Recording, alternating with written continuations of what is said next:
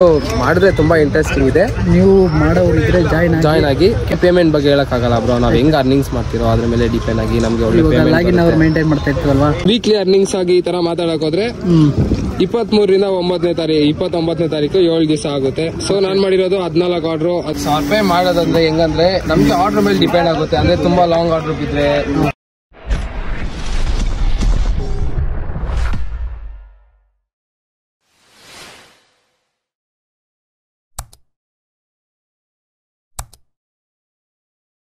ಸ್ನೇಹಿತರೆ, ಎಲ್ಲರಿಗೂ ಇನ್ನೊಂದು ಹೊಸ ಬ್ಲಾಗ್ಗೆ ವೆಲ್ಕಮ್. ಇಷ್ಟು ದಿನ ಬಂದ್ಬಿಟ್ಟು ನಾನೇ ಹೇಳ್ತಾ ಇದ್ದೆ ಇಷ್ಟಾಗತ್ತೆ ಅಂತ. ಇವತ್ತು ನಿಮಗೆ ಇನ್ನೊಬ್ಬನ ಪರಿಚಯ ಮಾಡಿಕೊಡ್ತೀನಿ. ಅಂದರೆ ಇಂಟರ್ವ್ಯೂ ಅವ್ರ ಹತ್ರ ಮಾಡಿದ್ದೀನಿ, ಯಾವ ಥರ ಐತೆ, ಏನು ಕೆಲಸ, ಹೆಂಗೆ ಏನಂತ ಹೇಳ್ತಾರೆ. ಅಂದರೆ ಸ್ವಲ್ಪ ಡಿಸ್ಟರ್ಬೆನ್ಸ್ ಆಗಿರುತ್ತೆ, ಯಾಕಂದರೆ ಅಲ್ಲಿ ಮಾಡಬೇಕಾದ್ರೆ ಜಾಸ್ತಿ ಜನ ಇದ್ರಲ್ಲ, ಅವರು ಹಾಗೆ ಹಿಂಗೆ ಅಂತ. ನಾನು ವೀಡಿಯೋ ಮಾಡ್ತಾಯಿದ್ದೀನಿ, ವೀಡಿಯೋ ಮಾಡಬೇಕಾದ್ರೆ ನೀರೆಲ್ಲ ಬಿಟ್ಟು ಪ್ಯಾಂಟ್ ಮೇಲೆಲ್ಲ ಇರ್ಬಿಟ್ಟು, ಅದಕ್ಕೆ ಅದು ಬಂದ್ಬಿಟ್ಟು ಸ್ವಲ್ಪ ಜಾಸ್ತಿ ಲೆಂತ್ ಕಮ್ಮಿ ಇರುತ್ತೆ. ಯಾಕಂದರೆ ಅಲ್ಲಿ ಸ್ವಲ್ಪ ಅನ್ಕಂಫರ್ಟಬಲ್ ಫೀಲ್ ಇತ್ತು ವೀಡಿಯೋ ಮಾಡೋದಕ್ಕೆ. ಅದಕ್ಕೆ ಆ ವಿಡಿಯೋ ಸ್ವಲ್ಪ ನೋಡಿ ಎಲ್ಲ ಕರೆಕ್ಟಾಗಿ ಐತೆ. ಅಂದರೆ ವಾಯ್ಸ್ ಸ್ವಲ್ಪ ಹಂಗೆ ಇರುತ್ತೆ ವಿಡಿಯೋದಲ್ಲಿ ಬಂದ್ಬಿಟ್ಟು. ನನಗೆ ಬೇಜಾರಾಯ್ತದೆ, ಅಪ್ಲೋಡ್ ಮಾಡಲ್ಲ ಬೇಡ ಅಂತ ಯೋಚನೆ ಮಾಡಿದೆ. ಅಪ್ಲೋಡ್ ಮಾಡ್ತಾಯಿದ್ದೀನಿ, ಪರವಾಗಿ ಇನ್ನೇನು ಮಾಡೋಕ್ಕಾಗಲ್ಲ. ಅಂದರೆ ಅವ್ರ ಹತ್ರ ಡೀಟೇಲಾಗಿ ರಿವ್ಯೂ ತೊಗೊಂಡಿದ್ದೀನಿ. ಎಷ್ಟು ಅರ್ನಿಂಗ್ ಮಾಡ್ತೀರಾ, ಎಷ್ಟೇಯಿಂದ ಎಷ್ಟೊತ್ತು ಮಾಡ್ತೀರಾ, ಹೆಂಗೆ ಏನಂತ ಆಲ್ರೆಡಿ ಅವ್ರ ಹತ್ರ ಡೀಟೇಲೆಲ್ಲ ತೊಗೊಂಡಿದ್ದೀನಿ. ಬಟ್ ಅಂದರೆ ವೀಡಿಯೋ ಲೆಂತಿ ಕಮ್ಮಿ ಇರುತ್ತೆ, ಒಂದು 7 ನಿಮಿಷ. ಆದಷ್ಟು ನೋಡ್ತೀನಿ, ಟ್ರೈ ಮಾಡ್ತೀನಿ. ಆದಷ್ಟು ಚೆನ್ನಾಗಿರೋ ಪಾರ್ಟ್ಸ್ ಮಾತ್ರ ಹಾಕ್ತೀನಿ. ಈ ವಿಡಿಯೋ ಬಂದ್ಬಿಟ್ಟು ಹೆಂಗೈತೆ ಏನಂತ ಒಂದು ಕಮೆಂಟ್ ಹಾಕಿರಿ. ಅದೇ ಸ್ವಲ್ಪ ವೀಡಿಯೋ ಲೆಂತ್ ಬಂದ್ಬಿಟ್ಟು ಕಮ್ಮಿ ಇರುತ್ತೆ, ಅದಕ್ಕೆ ಹೇಳೋಣ ಅಂತ.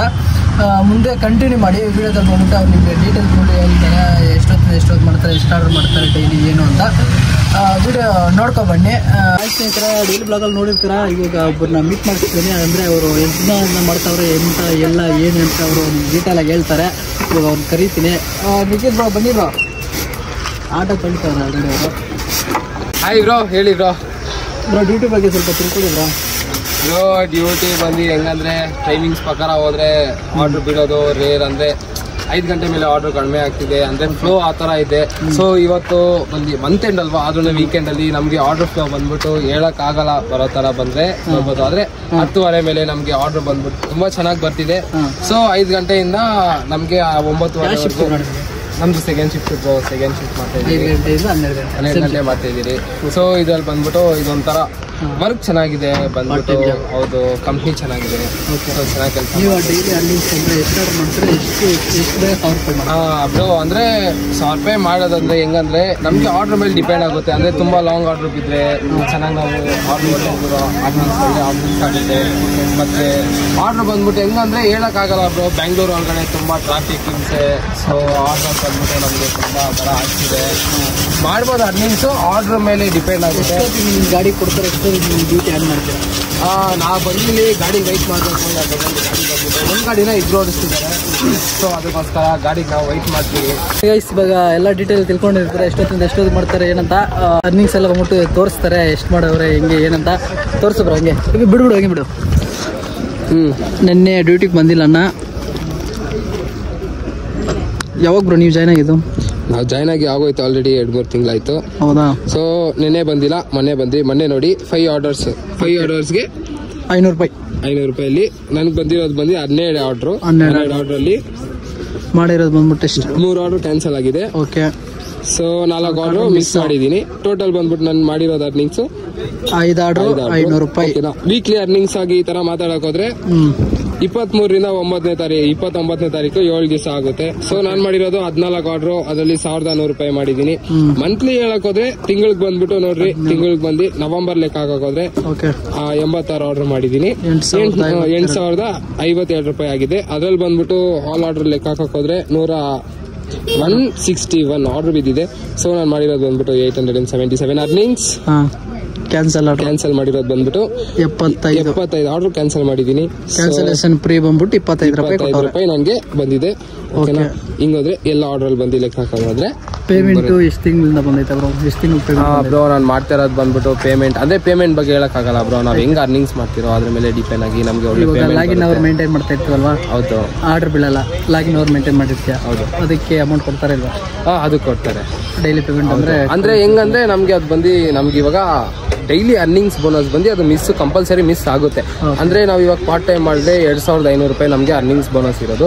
ಸೊ ನಮ್ದು ಲಾಗಿನ್ ಇದ್ರೆ ನಮ್ಗೊಂದು 500 ಮೈನಸ್ ಆಗುತ್ತೆ, 2000 ರೂಪಾಯಿ ಗ್ಯಾರಂಟಿ ಬರುತ್ತೆ. ಸೊ ಅಟೆಂಡೆನ್ಸ್ ಬೋನಸ್ ಇರೋದು ಬಂದ್ಬಿಟ್ಟು 2500 ರೂಪಾಯಿ ಪಾರ್ಟ್ ಟೈಮ್ ಅಲ್ಲಿ. ನಾವು ನಾರ್ಮಲ್ ಆಗಿ 26 ಡೇಸ್ ಪ್ರೆಸೆಂಟ್ ಇದ್ರೆ 15,000, ಮತ್ತೆ ಅಟೆಂಡೆನ್ಸ್ ಬೋನಸ್ 2500, ಮತ್ತೆ ಅರ್ನಿಂಗ್ಸ್ ಬೋನಸ್ ಬಂದ್ಬಿಟ್ಟು 2500. ಇದು ಇಷ್ಟು ಸೇರಿಸಿ 20,000 ನಾವು ಮಾಡೋ ಟಾರ್ಗೆಟ್ ಅಲ್ಲಿ ಇರೋ ಮಂತ್ಲಿ ಸ್ಯಾಲರಿ ಇರೋದು ಅದು. ಸೊ ನಾವೆಲ್ಲ ಅರ್ನಿಂಗ್ಸ್ ಮಾಡಿ ಅರ್ನಿಂಗ್ಸ್ ಮುಗಿಸಿ, ಅಂದ್ರೆ ಇವಾಗ ಆರ್ಡರ್ ಫ್ಲೋ ಕಡಿಮೆ ಇದೆ, ಅವಾಗ ಹೊಸ ವರ್ಜನ್ ಅಪ್ಡೇಟ್ ಆಗ್ತಾ ಇರುತ್ತೆ, ತಿಂಗಳಿಗೆ ಒಂದ್ಸತಿ 2 ಸತಿ.